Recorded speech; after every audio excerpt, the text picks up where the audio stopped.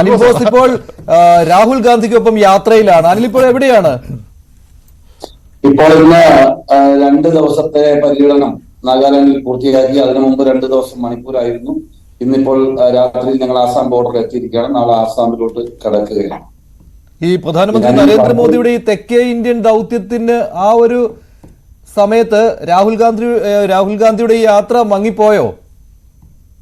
ഒന്നും കുഴപ്പമില്ല. കേരളത്തിൽ അങ്ങനെ ആർക്കെങ്കിലും തോന്നുന്നെങ്കിൽ നമുക്ക് തെറ്റു പറയാൻ കഴിയില്ല. ഫക്രുദ്ദീൻ അലിയൊക്കെ പറയുന്നത് കേട്ടിട്ട് എനിക്ക് തോന്നുന്നു BJPയുടെ ഒരു പ്രതിനിധി വേണ്ട. വളരെ വിശാലമായ വീക്ഷണകോണിൽ ഫക്രുദ്ദീൻ അലി പറയാം. നമ്മുടെ സ്നേഹിതനാണ്. അദ്ദേഹത്തിന്റെ ആവേശം എനിക്ക് വളരെ ഇഷ്ടപ്പെട്ടു. സന്തോഷം. അതിനെയൊക്കെ ഞാൻ ഒരു അപഹസിച്ചൊന്നും കാണുന്നില്ല. ഇന്ത്യയുടെ പ്രധാനമന്ത്രി ആരായാലും അദ്ദേഹം ഏത് സംസ്ഥാനത്ത് പോയാലും അത് വാർത്തയാണ്. ഇന്ത്യയുടെ പ്രസിഡന്റ് ആരായാലും ഏത് രാജ്യത്താണെങ്കിലും ഈ രാജ്യത്താണെങ്കിലും എവിടെ പോയാലും അത് വാർത്തയാണ്. ആ തലത്തിൽ നിൽക്കുന്ന നേതാക്കൾ പോകുന്നതൊക്കെ വാർത്തയാണ്. ഇവിടെ പ്രൈം മിനിസ്റ്റർ ആയിട്ടുള്ള ഡോക്ടർ മൻമോഹൻ സിംഗ് കേരളത്തിൽ പലവട്ടം വന്നിട്ടില്ല, വാർത്തയായിട്ടില്ലേ? നമ്മുടെ നാട്ടുകാരനെ KR നാരായണൻ വരുമ്പോൾ നമ്മൾ എത്രയോ ദിവസം 2-3 ദിവസം പത്രങ്ങൾ അത് തന്നെ ഇല്ല. അപ്പൊ പ്രോട്ടോകോൾ അനുസരിച്ച് ആളുകൾ വരുമ്പോൾ വലിയ പ്രാധാന്യം ഉണ്ടാവും. അതിനെയൊന്നും ആരും നെഗറ്റീവായിട്ട് കാണുന്നില്ലെങ്കിൽ പോലും അതുകൊണ്ട് നമ്മളങ്ങ് പിടിക്കും എടുക്കും എന്നൊക്കെ പറയുന്നത് നല്ലതാണ്. അതൊക്കെ പറയുന്നത് നല്ലതാണ്, ആഗ്രഹിക്കുന്നത് നല്ലതാണ്. പക്ഷെ അവിടെ ഒന്നും എടുക്കില്ല. കാരണം തുമ്പിയെ കൊണ്ട് കല്ലെടുപ്പിക്കുന്നത് പോലെയാണ്. തൃശ്ശൂരൊക്കെ വളരെ ജനാധിപത്യ ബോധമുള്ളതാണ്. ഈ നാടകങ്ങളൊക്കെ മനസ്സിലാക്കാനുള്ള സാമാന്യ ബോധവും സംസ്കാരവുമാണ്. അദ്ദേഹം പറഞ്ഞ കച്ചവടക്കാർ രവി പിള്ളയെ പോലുള്ള മറ്റുള്ള അത് സ്വാഭാവികം.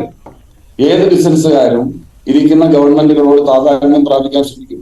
അതുകൊണ്ട് സുരേഷ് ഗോപിയെ ഒരു മീഡിയേറ്ററായിട്ട് നിർത്തി നേരായതോ നേരല്ലാത്തതോ ആയ കച്ചവടങ്ങൾക്ക് വഴിയൊരുക്കും എന്ന് കരുതി കേരളത്തിലെ മുതലാളികളെല്ലാം കൂടെ അവിടെ പോയി നിന്നാൽ തൃശ്ശൂരിലെ ജനത്തെ വോട്ട് ചെയ്യും എന്ന് പറഞ്ഞാൽ അത് ഈ പരിപ്പൊന്നും ഈ വെള്ളത്തിൽ വേഗത്തില്ല. എന്റെ മനുഷ്യർ വേഗത്തില്ല.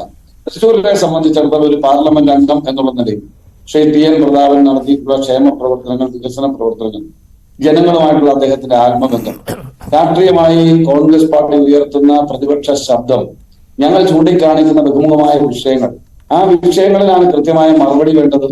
രാജ്യത്തെ ജനങ്ങളെ ബാധിക്കുന്ന നിത്യോപയോഗ സാധനങ്ങളുടെ വിലക്കയറ്റത്തെ കുറിച്ച് അനുദിനം വിഷമിക്കുന്ന ആളുകളുടെ മുന്നിൽ സുരേഷ് ഗോപിയുടെ അവിടെ വന്നു കല്യാണം കൂടി അതുകൊണ്ട് വോട്ട് ചെയ്യണം എന്ന് പറഞ്ഞാൽ വോട്ട് ചെയ്യുന്നവരാണ് മലയാളികൾ എങ്കിൽ എനിക്ക് പരാതി. അതുപോലെ ഈ രാജ്യത്തെ തൊഴിലില്ലായ്മ അഭിമുഖീകരിക്കാൻ കഴിയാതെ ലക്ഷോപലക്ഷം ആളുകൾ ഈ രാജ്യം വിടുകയാണ്. മനസ്സിലായില്ലേ?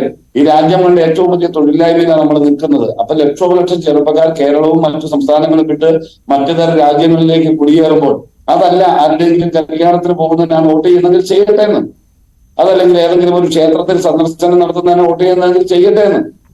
അതല്ല ഏതെങ്കിലും ക്ഷേത്രം എന്ന് പറയുമ്പോൾ അല്ല, ആ അജണ്ട വ്യക്തമാണല്ലോ ശ്രീ അനിൽ ബോസ്. അതിൽ കോൺഗ്രസും വീണ് പോയല്ലോ. കോൺഗ്രസ് എന്തായാലും ഒരു നിലപാടെടുത്തിട്ടുണ്ട്. അത് ഈ താങ്കൾ BJPയുടെ പ്രതിനിധി വേണ്ട ഫക്രുദ്ദീൻ ഉള്ളപ്പോൾ എന്ന് താങ്കൾ പറഞ്ഞു. പക്ഷേ ഫക്രുദ്ദീൻ കോൺഗ്രസിന്റെ ആ നിലപാടിനെ അഭിനന്ദിക്കുകയാണ്. കഴിഞ്ഞ ദിവസം ഞാനും ഫക്രുദ്ദീനും കൂടി ചർച്ചയിലുണ്ടായിരുന്നു. അന്ന് കോൺഗ്രസ് ഈ അയോധ്യ വിഷയത്തിൽ എടുത്ത നിലപാട്, സോണിയാഗാന്ധിയും ഖാർഗെയും അധീർ രഞ്ജൻ ചൗധരിയും അയോധ്യ രാമക്ഷേത്ര പ്രതിഷ്ഠയ്ക്ക് പോകേണ്ട എന്ന തീരുമാനം കോൺഗ്രസ് എടുത്തത് നന്നായി, ആ നിലപാടായിരുന്നു കോൺഗ്രസ് എടുക്കേണ്ടത് എന്ന് പറഞ്ഞയാളാണ് ശ്രീ ഫക്രുദ്ദീൻ അലി. അത് ഞാൻ ഓർമ്മിപ്പിച്ചതേ ഉള്ളൂ.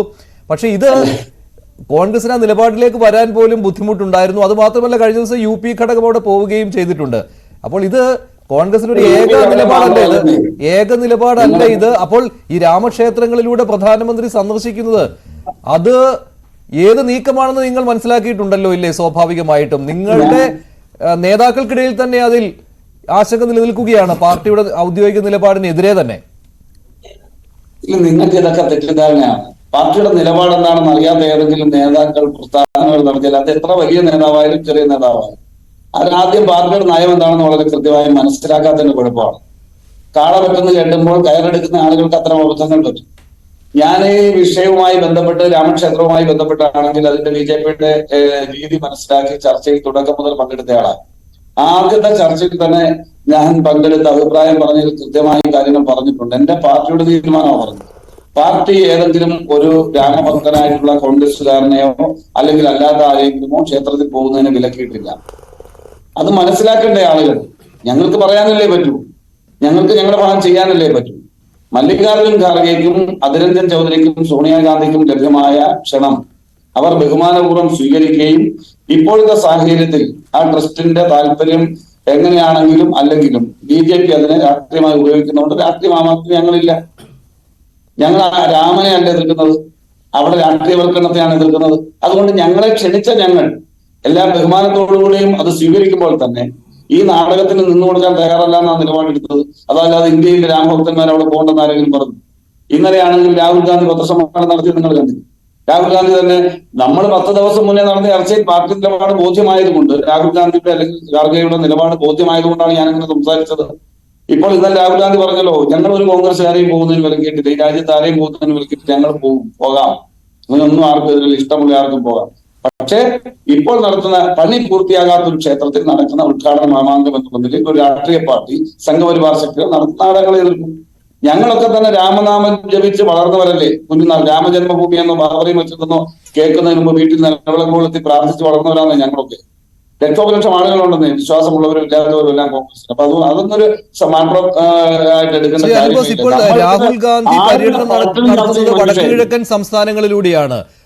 പ്രധാനമന്ത്രി നരേന്ദ്രമോദി ആകട്ടെ വടക്കേ ഇന്ത്യയും അതുപോലെ തന്നെ വടക്കു കിഴക്കൻ ഇന്ത്യയും ഒക്കെ ഉറപ്പിച്ചു എന്നുള്ള വിശ്വാസത്തിലാണ് തെക്കേ ഇന്ത്യയിലേക്ക് അദ്ദേഹത്തിന്റെ ദൗത്യം വ്യാപിപ്പിച്ചിരിക്കുന്നത്. ആണല്ലോ തെക്കേ ഇന്ത്യ, ഞാൻ അങ്ങനെയല്ല, അങ്ങനെയാണല്ലോ തെക്കേ ഇന്ത്യൻ ദൗത്യം എന്ന് പറയുന്നത്. അതാണല്ലോ തെക്കേ ഇന്ത്യയിൽ ആകെ 129 സീറ്റുകളിൽ വെറും 29 സീറ്റുകൾ മാത്രമാണ് 2019 ലോക്സഭാ തെരഞ്ഞെടുപ്പിൽ BJPക്ക് നേടാൻ കഴിഞ്ഞത്. അതൊരു പരമാവധിയായിരുന്നു.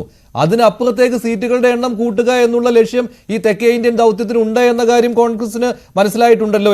ഉണ്ടല്ലോ അല്ലേ? അത് കർണാടകത്തിനും അപ്പുറം മറ്റ് സംസ്ഥാനങ്ങളിലേക്ക് കൂടി, അത് തെലങ്കാനയും ഉൾപ്പെടുന്നു, ആന്ധ്ര ഉൾപ്പെടുന്നു, തമിഴ്നാട് ഉൾപ്പെടുന്നു, കേരളവും ഉൾപ്പെടുന്നു. അതിനാണ് പ്രധാനമന്ത്രി ശ്രമിച്ചുകൊണ്ടിരിക്കുന്നത്. അതേസമയത്ത് രാഹുൽ വടക്കുകിഴക്കൻ സംസ്ഥാനങ്ങളിൽ യാത്രയാണ്. അവിടെ പക്ഷേ BJP ഇതിനകം തന്നെ ഉറപ്പിച്ചിട്ടാണ് ഇങ്ങോട്ട് വന്നിരിക്കുന്നത്. മഞ്ജുഷ, ഈ രാജ്യത്ത് അംഗീകാരമുള്ള എല്ലാ രാഷ്ട്രീയ പാർട്ടികളും മത്സരിക്കുന്ന ജയിക്കാനാണ്. അതിന് പ്രധാനമന്ത്രി എന്നോ രാഹുൽ ഗാന്ധി എന്നോ ഒന്നും വ്യത്യാസമില്ല. അങ്ങനെ ജയിക്കാൻ ആഗ്രഹിക്കുന്ന ആളുകൾ വർക്ക് ചെയ്യും, അതിനുവേണ്ടിയുള്ള തന്ത്രങ്ങൾ മെനയും, അത് മെനഞ്ഞോട്ടെ എന്ന് നമുക്കതിന് തർക്കമില്ല. പക്ഷെ നിങ്ങൾ പറഞ്ഞല്ലോ വടക്കുകിഴക്കൻ സംസ്ഥാനങ്ങൾ, വടക്കുകിഴക്ക് രാശി എന്ന് പറയുന്ന ചെറിയ കാര്യമല്ല. ഹൈന്ദവ വിശ്വാസികൾക്ക് അറിയാം, അത് രാശി കിണർ കുത്തുന്ന സ്ഥലമാണ്. ഒരു വീടിന്റെ ഏറ്റവും പ്രധാനപ്പെട്ട ആവശ്യം വെള്ളമാണ്. അപ്പൊ അവിടുന്ന് ആ തുടക്കം, വടക്ക് കിഴക്കൻ രാശിയിൽ നിന്നാണ് ഭാരത് ജോഡോ ന്യായ യാത്രയുടെ തുടക്കം. ഞാനിവിടെ വരുന്നത് 12-ാം തീയതിയാണ്. 12-ാം തീയതി മണിപ്പൂരിൽ ഇംഫാൽ എയർപോർട്ടിൽ വന്ന് ഡൽഹിയിൽ നിന്ന് ഞാൻ വന്ന് ഇറങ്ങുമ്പോൾ ഞാൻ വണ്ടി വിളിച്ച ഉടനെ അവർ ചോദിക്കുന്നത് എങ്ങോട്ടാണ്. ഒരു മേഖല പറഞ്ഞപ്പോൾ അങ്ങോട്ട് നമ്മളെ പോകില്ല, കുക്കി ആ ഡ്രൈവർ ആണെങ്കിൽ അങ്ങോട്ട്, മെയ്തൈ ആണെങ്കിൽ മറ്റൊരു സ്ഥലത്തേക്ക്. ഒന്ന് ആലോചിച്ച് നോക്കിയേ, ഇന്ത്യ മഹാരാജ്യം ഭരിക്കുന്ന ഒരു രാഷ്ട്രീയ പാർട്ടി സംഘപരിവാർ ശക്തികൾ അവിടുത്തെ സംസ്ഥാനം ഭരിക്കുകയാണ്. അവിടെ ഇത്തരം പ്രശ്നങ്ങൾ ഉണ്ടായിട്ട് അത് പരിഹരിക്കാൻ കഴിയുന്നില്ല. ഈ യാത്ര കടന്നു പോകുന്ന സമയത്ത് അതിലൊരു ദിവസം ഞാൻ വളരെ ഇന്ത്യയുടെ ഡിഫൻസുമായി ബന്ധപ്പെട്ട ഏറ്റവും ടോപ്പ് ആയിട്ടുള്ള ഒരാളുടെ വീട്ടിലാണ് ഞാൻ താമസിച്ചത്, എന്റെ നാട്ടിൽ നിന്നുള്ള. എനിക്ക് പേര് റിവീൽ ചെയ്യാൻ കഴിയാത്തതുകൊണ്ട് ഞാൻ പറയുന്നില്ല. ഞാൻ ഇതുമായി ബന്ധപ്പെട്ട മുഴുവൻ വീഡിയോയിൽ കണ്ടു. 160 പേര് മരിച്ചു എന്നാണ് മാധ്യമങ്ങളുടെ കണക്ക്. 4000-ലധികം പേർ മരിച്ചു. നിങ്ങൾ ഉടനെ പറയാം ഇത് ഡോക്യുമെന്റ് കൊടുക്കാൻ പറഞ്ഞാൽ അവരെ പേര് മെൻഷൻ ചെയ്യേണ്ടതുകൊണ്ട് അവർ പണിയെ ബാധിക്കുമെന്നുള്ളതുകൊണ്ട് നമുക്ക് ചെയ്യാൻ കഴിയില്ല.